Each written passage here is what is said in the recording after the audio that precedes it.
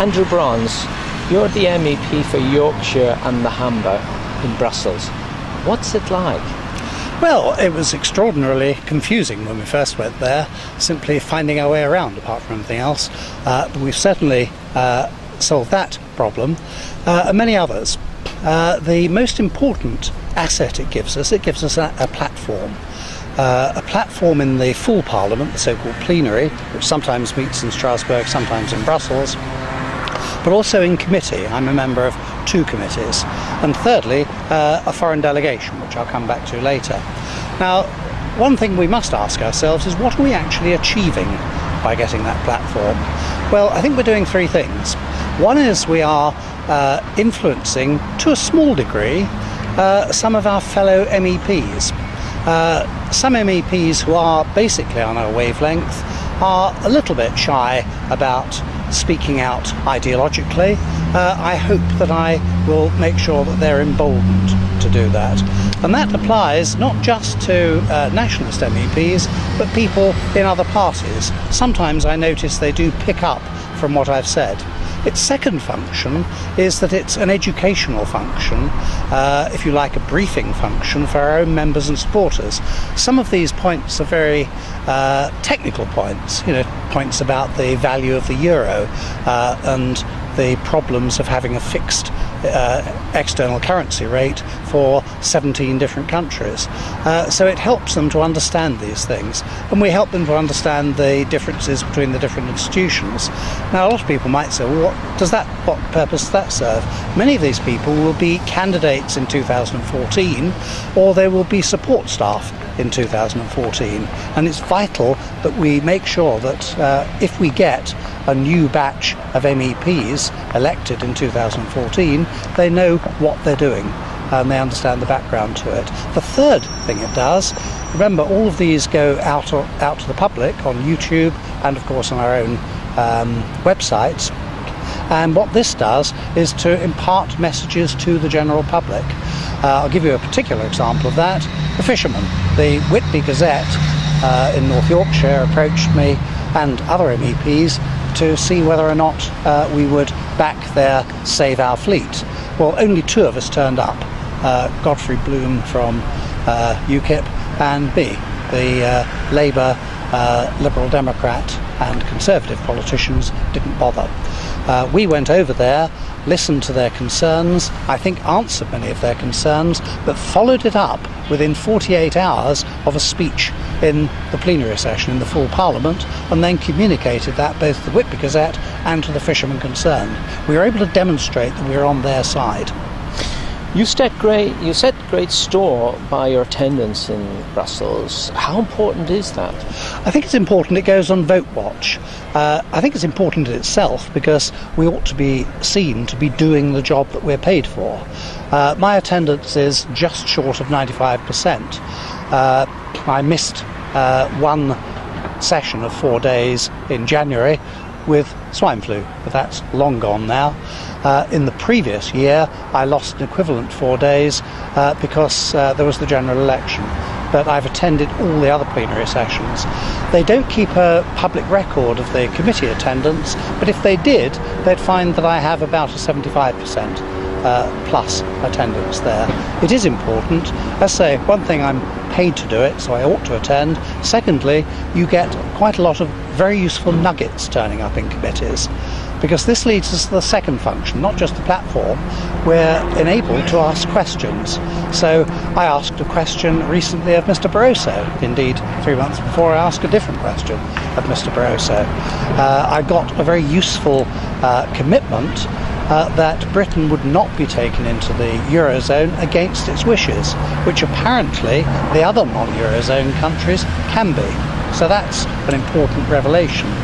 In a committee recently, there was reference made to the opt-outs from the Charter of Fundamental Rights. Well, one of the expert members of that committee said that we weren't given opt-outs. All of this is a myth created by the British government. We've now understood, we've ascertained the exact constitutional position, and we intend to follow this up. These could be major scoops. proving that both the previous British government and the present British government have told lies about those opt-outs. You made a recent trip to Croatia. Can you explain a bit more about that? Yes, I think a lot of people... I'm on the EU-Croatia delegation. Most MEPs are actually a member of 2 delegations, but I'm only a member of 1. Croatia is a candidate member. That means that it expects to be the 28th member of the European Union. And they have a nice little cosy relationship within this committee, all of them patting each other on the back and saying how good it'll be when Croatia joins. I go along and advise Croatia not to join. In fact, one of the Croatian MEPs, or rather MPs, was quite astounded, and she summed it up something like this: we've spent 5 years being told we're not good enough to join the EU, and then this chap comes along and tells us the EU is not good enough for us to join. And as a result of that, I've given interviews to Croatian television and the newspapers. I am the main focal point for anti-EU feeling in Croatia, which is quite astounding. Now, your trips to and from Brussels and your obvious associated impact with your personal life, what's it actually like inside the actual Parliament building in Strasbourg and, of course, in the building in Brussels, the Parliament, the MEPs? How do they treat us? The MEPs from other countries treat us in a business-like manner as I treat them in a business-like manner. The staff in the Parliament are much more professional than I expected. I expected to detect a certain amount of antipathy. There isn't. We're always met with complete professionalism by them. I'm not naive. I realise that they will, at appropriate points, be subject to various pressures, and in committees we're always treated with proper respect. We're given opportunities to speak, and I have a good speaking record in the Parliament itself. I think my total has got to about 114 or 120 speeches in the plenary, and countless ones in each of the committees. Are we taken seriously in Brussels? I think so. I attend regularly, and each of the committees has about 50 members. There are some people who aren't seen from 1 week, 1 month to the next. I'm a regular attender, and therefore I'm referred to in the debates. When I make a point, people come back and react to those points. They know that even though they don't like the position that I take, I always express myself courteously, and they realise that I'm a force to be contended with. Many party members would see us as part of a wider pan-nationalist grouping in Europe. Are we? Well, we're a member of a formal alliance comprising a small number of nationalist parties, but there are other nationalist parties that are not part of that alliance, but we nevertheless have good informal relations with them. So, if you like, it's a little bit like the Eurozone and the non-Eurozone within the EU. If you like, we have a smaller formal grouping and then a wider informal grouping. And there is a lot of cooperation. We advise each other. If a party has an election coming up, we'll sometimes give up time to each other so that during that crucial election period they can be seen to be getting more publicity. There's a lot of cooperation on research.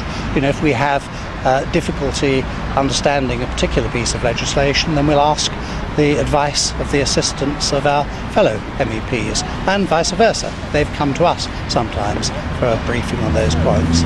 So a lot of informal help to each other. Your constituents are very important to you. How do you see the next couple of years panning out? Well, first of all, to make sure that my constituents know exactly what I'm doing. By my constituents, I mean, of course, the 120,000 people who voted for our list, but also the wider constituents who didn't vote for us. They're my constituents as well, and I must make sure that they know exactly what I've been doing for them. The way we do this, we have a newsletter, an A3 newsletter that's handed out door to door and in the street, and via the post office as well. We have covered whole districts which are rather more sparsely populated through the post office to make sure they receive that. And we hold street surgeries. To some extent this happened by accident. We applied to Richmond Council for a room in which to have a formal surgery, and they didn't reply to the letter. So we responded by having a stall in the street, which was much better. If we'd had the room in the council building, I doubt whether anybody would have seen us at all. By having a stall immediately opposite the market, we were seen by literally hundreds of people in this relatively small market town of Richmond, and we've done that since in other places. And we do get people coming up to us, talking to us informally, sometimes coming over to disagree with us, but listening and engaging in debate. And that's the essence of democracy, informed debate between people who have different points of view. How are you coping with the travel to and from your constituency between Brussels and even Strasbourg? Well, journeys are demanding, but we make the best use of them. We take our team out with us, so in fact we can work and discuss matters on the way.